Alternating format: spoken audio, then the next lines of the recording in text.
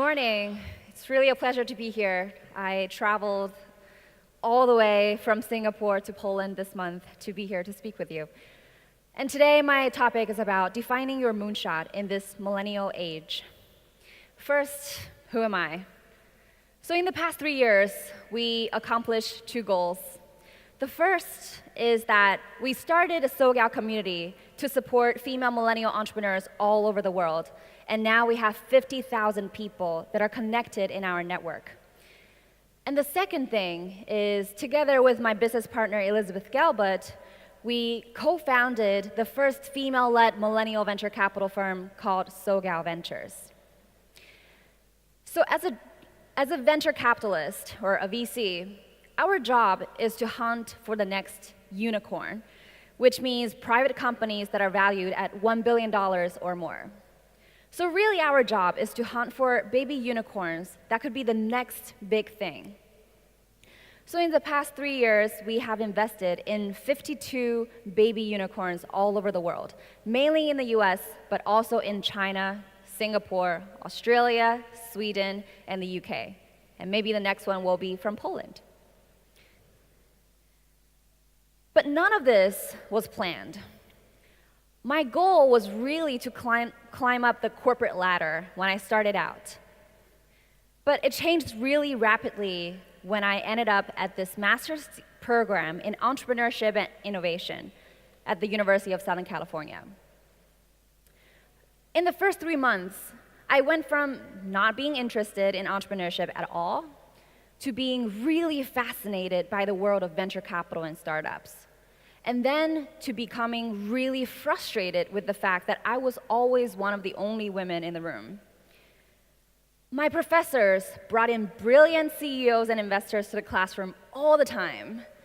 But week after week, month after month, all I heard from was from male CEOs and male investors. And I felt really alone. That was a crappy feeling. But this actually helped me to start my own empire. So I used my problem to be the incentive to build something different, to serve people who are just like me. A lot of people think that problems are bad. But actually, for me, I think problems are awesome. Problems are actually a way for you to build an authentic connection with the rest of the world. If you share the same problem with someone else in the room, you will create a bond immediately. So the problem I was facing was very obvious. I hated being one of the only women wherever I went into the entrepreneurship world. So I started a community to build this peer-to-peer support system so that other people who don't look like the mainstream entrepreneurs or mainstream VCs could find a place to support each other. And that's how SoGal began. Within just a few months, we were really taking off. We went from one classroom in a university to now in 13 cities around the world. So the lesson there is that innovation always comes from the outside. If you look at companies like Uber and Airbnb, these companies are impacting our daily lives. But if you look at the founder's profile, you will realize that none of these founders came from this industry. The Uber founder didn't come from the logistics or transportation industry. The Airbnb founders were not from hospitality. Yet they were able to bring in this outside perspective that really made them change the industries that they saw a problem in. So when you experience a pain point, instead of complaining about it, instead of thinking, someone out there should really be solving this problem, you can think, could this be my problem to solve? Could this be my authentic brand because I feel the pain? Instead of relying on someone else to solve it, can I be the one that solves it for other people? So what are the problems that I am solving with SoGal Ventures? There are 3. The first one is You all know that one of the biggest dirty secrets of Silicon Valley is gender diversity. So in the industry that I am in, venture capital, 94% of venture capitalists are men. At the partners level, only 7% are women. Actually, 74% of venture capital firms never hired a woman to make any investment decisions. And what does that mean to you? If you think about venture capital, we're in a very privileged industry. We are betting on the future. We are betting on who's going to be the next Google, who's going to be the next Amazon. And these are companies that we, people around the world, interact with on a daily basis. So if women are absent in this equation, that means the future is not born equal. So as a result of this, almost consistently in the past 3 years, every year, only 2.2% of venture capital funding went to female CEOs. So if a male founder receives $50 in venture capital funding, a woman founder is only receiving $1. That means women are not given equal opportunities to build the next unicorn business.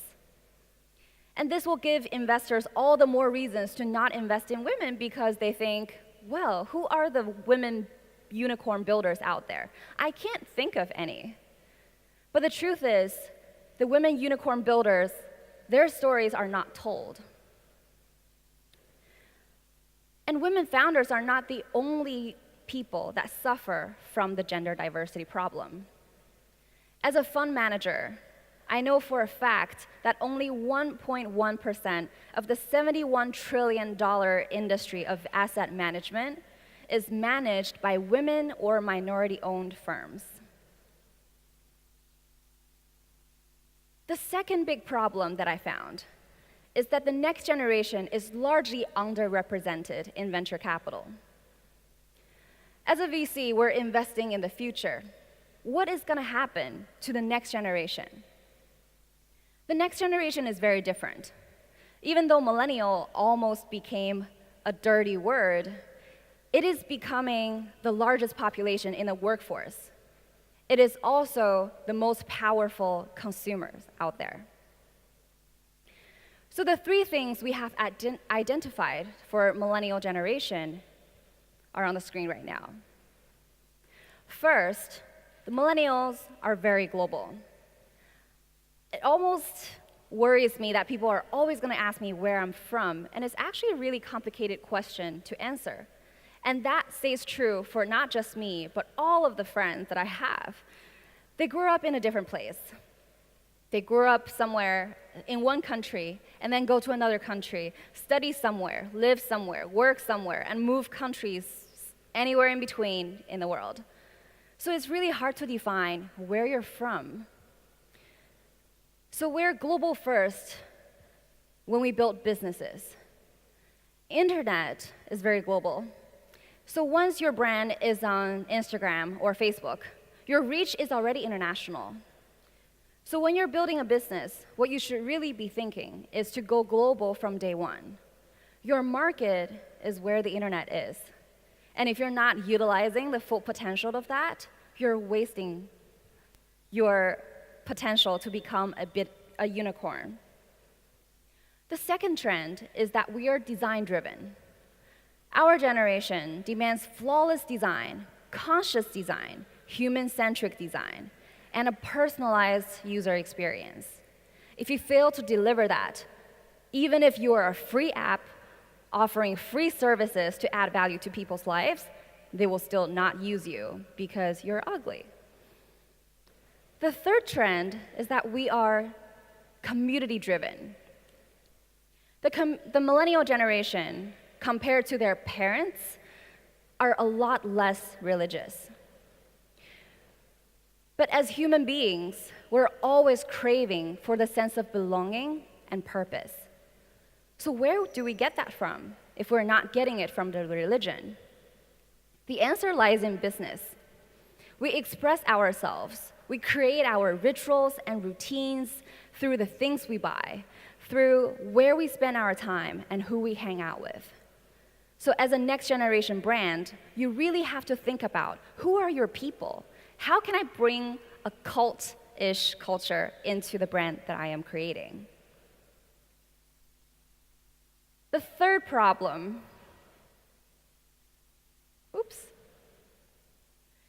So because the next generation and women are so underrepresented in venture capital, if you think about the definition of being a unicorn, it's you're building a billion-dollar empire, and you're rare. So really, as a millennial female venture capitalist, we are the true unicorns. We're building the next empires that are going to impact this world.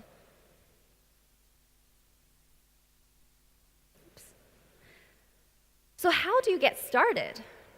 When I started SoGal, I was still at grad school. I was studying entrepreneurship and innovation, but what the hell do I know about starting a venture capital firm? I just knew that there were these problems that I wanted to solve, but I had no idea how to get started. So the answer I found to that is to just learn to swim by swimming. So we just kept doing it over and over again until we started to master it. SoGal started on a college campus, and now we're building more and more chapters, impacting more and more people, and we're building one of the largest networks in the world for female millennial entrepreneurs. And this is for the community. What about on the investment side?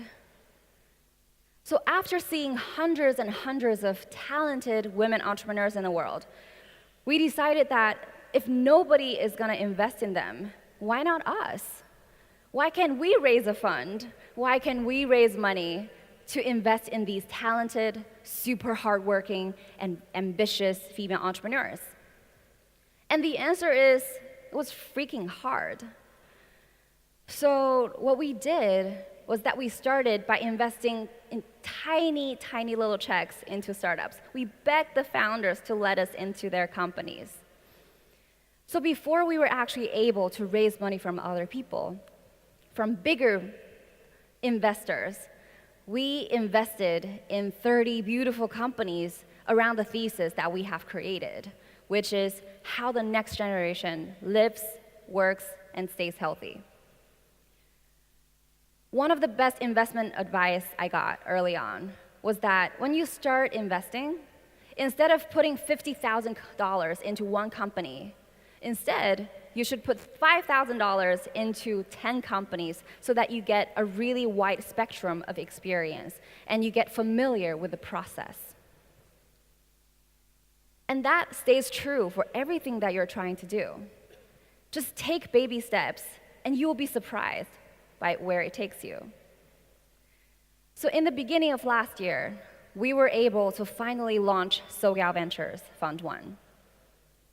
So since January 2017, we have been able to make 15 new investments with the fund. And our check size went from $1,000 when I was doing angel investments to now we're investing in companies with check size up to $350,000. And this is the power of starting small. Oops. Can I go back? So the third step that we discovered is that the best way to predict the future is to invest in it. At SoGal Ventures, it's not just about investing in the next unicorn. It's about investing in the social changes that could really make a good difference in the world. So my advice to you is to build your legacy now. Legacy is a very precious word. And to be honest, most people in the world are not privileged enough to think about the word legacy. But if you actually define what your legacy could be, it could actually be transformational to you as a person and to your organization. So I actually want to invite you to think about death to determine how you should live today. And at SoGal, our legacy has been clear from the very beginning. We want to redefine the next generation of diverse entrepreneurs and investors. We want to build a new wealth generation made of women. So when we make investments, we're really looking for companies that are conscious about what change they're creating for the world. And here are some examples of the trends that we believe in at SoGal. We're investing to democratize access. We believe that healthcare should be accessible, and that's why we invested in a company called Everlywell. It delivers at-home health test kits to your door so that you don't have to go to a hospital or a clinic when you need a vitamin D test or STD test or food sensitivity test and so on. This saves you so much time and you get transparent, affordable pricing. In the US, you actually don't know how much you are paying before you take a health test. So 90% of the tests ordered by a doctor are actually not fulfilled because people simply don't have the time or can't pay for it. So Everlywell is actually becoming this convenient, affordable, and accurate way for you to monitor your health. Trustify is one of our early investments. They democratize access to private investigators. And it's not just about finding who your wife or husband is cheating on with. It's actually about vetting candidates. It's about vetting people you're going to work closely with, or for businesses to recruit the next important hire. And this company was able to locate missing persons when the police can't even do anything about it. So there's always a purpose behind these companies. Oops, goes really fast. We're also investing to celebrate individuality. We're all born very differently. But it used to be that we can only select products from the supermarket shelves when products are made for the mass general public and not for you individually. So now with technologies such as artificial intelligence and advanced manufacturing, our companies are able to create one-of-a-kind products at a mass production scale. So this company, Function of Beauty, creates 100% personalized hair shampoo and conditioner. You take a hair quiz online, and they create a beautifully created profile for your hair, and they create bottles that are beautifully made with your names literally written on it. They've been a great hit since they launched last year. And Hello Ava is a company that uses artificial intelligence to detect your skin profile, so that instead of listening to other people's skincare advice, when their skin types might be completely different from yours, you're getting personalized recommendations from trusted resources. We're also investing to make women's lives easier. I'm using easier here because a woman's life is never easy. And the most difficult time for a woman is probably when she gives birth to babies. So we invest in this company called Unwavering and this company called Little Spoon to really solve two of the most important problems for parents. One is your baby's brain. So actually, your baby's brain is developed mainly before the age of 3. And same thing for nutrition. So Unwavering creates scientifically designed products for baby's brain development. Most baby products and toys out there are just loud and noisy, and they're made to distract your baby. But Unwavering actually makes the world's best product for baby's brain development, so that they get the kind of mind exercises at the time they need it. And Little Spoon creates personalized blueprint for baby's nutrition. A lot of the health issues, such as obesity, heart disease, and so on, were actually very closely related to your baby's nutrition in the first 1,000 days. So Little Spoon really takes the question out of the picture for new parents. What to feed my baby with? So Little Spoon creates customized baby blends made of superfood ingredients so that your baby gets only the best and it's customized for the baby's growth, age, and any conditions that he or she has.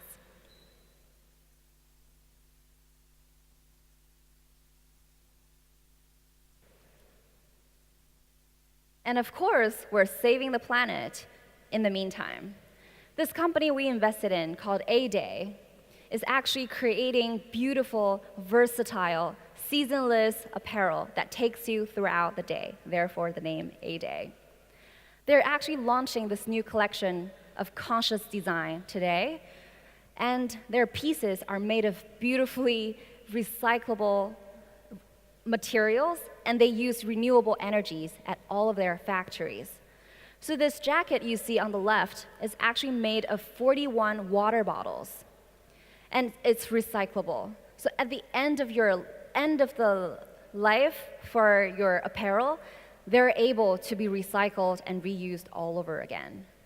And they try their best to reduce waste in the production process.